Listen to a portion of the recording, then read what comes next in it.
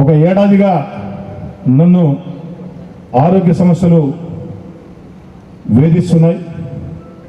వేధిస్తున్నాయి అన్న మాట కంటే వెంటాడుతున్నాయి.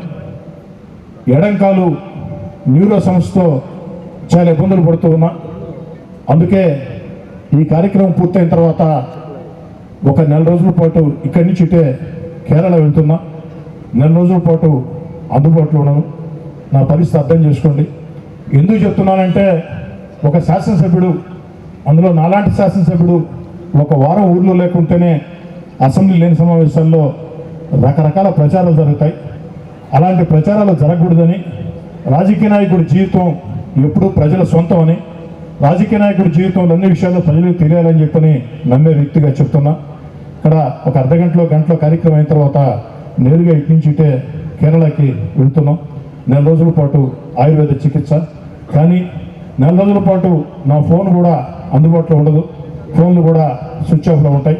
అయితే ఎప్పటిలాగా రూరల్ ఎమ్మెల్యే కార్యాలయం, నా తమ్ముడు కోటమిరెడ్డి గిరిధర్ రెడ్డి, తెలుగుదేశం పార్టీ క్లస్టర్ ఇన్ఛార్జీలు, తెలుగుదేశం పార్టీ కో క్లస్టర్ ఇన్ఛార్జీలు, తెలుగుదేశం పార్టీ డివిజన్ అధ్యక్షులు, అదేవిధంగా గ్రామ కమిటీ అధ్యక్షులు, మండల పార్టీ అధ్యక్షులు, అందరూ తెలుగుదేశం పార్టీ నాయకత్వ అనుబంధ సంఘాల అధ్యక్షులు అందరూ కూడా మీకు అందుబాటులో ఉంటారు.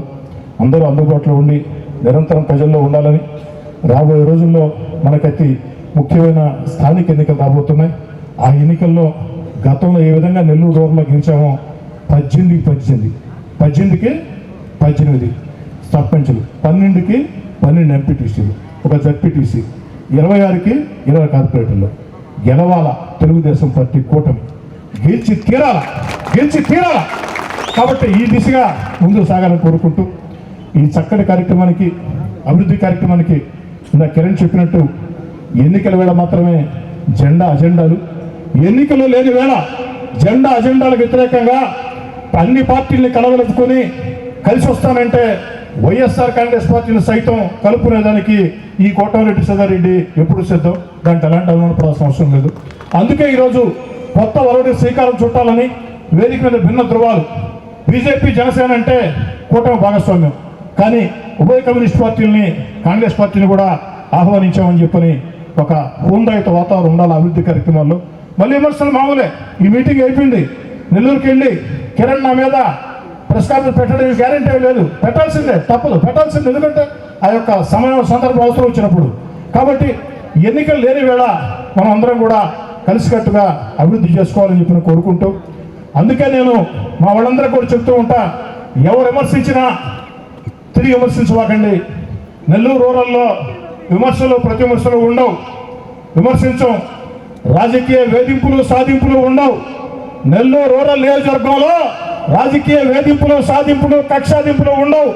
ఎవరిని విమర్శించం, విమర్శల సమాధానం కూడా ఉండదు. కానీ సమాధానం ఏంటంటే మాటల రూపంలో ఉంటుంది. ఇలాంటి అభివృద్ధి పనులే ఆ విమర్శల సమాధానం చెప్తాయి. ఇదే లక్ష్యం, ఇదే బాట ముందుకు సాగాలని కోరుకుంటూ, మరోసారి అందరికీ ప్రత్యేకంగా ధన్యవాదాలు తెలియజేసుకుంటూ, మీ ఉత్సాహం చూస్తూ ఉంటే ఇంకో 10 నిమిషాలు మాడాలని కోరికగా ఉంది, కానీ శరీరం సహకరించడం వల్ల దయచేసి అర్థం చేసుకోమని చెప్పి కోరుకుంటూ, మీ అందరి వద్ద సాధారణంగా సవినయంగా సెలవు తీసుకుంటూ ఉన్నాం.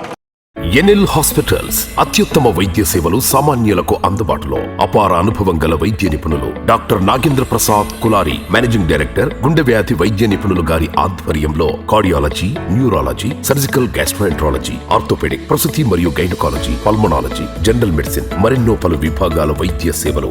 అత్యాధునిక ఎక్విప్మెంట్ గల ఐసీయూ, ఆపరేషన్ థియేటర్, క్యాథ్లా, 24/7 ఎమర్జెన్సీ మరియు క్రిటికల్ కేర్, అడ్వాన్స్డ్ మిషనరీ గల ల్యాబ్, సిటీ స్కాన్, ఎక్స్రే మరియు సేవా విభాగం గల వర్కింగ్ స్టాఫ్. అన్ని కంపెనీల హెల్త్ ఇన్సూరెన్స్ సౌకర్యం కలదు. అందరికీ అందుబాటులో అత్యాధునిక వైద్య సేవలు అతి తక్కువ ఖర్చులో. ఎన్ఎల్ హాస్పిటల్స్, పివిఆర్ కళ్యాణ మండపం ఎదురుగా, అన్నమయ్య సర్కిల్ దగ్గర, Magunta layout, Nellore. Hi Nellore, please subscribe to N3 TV.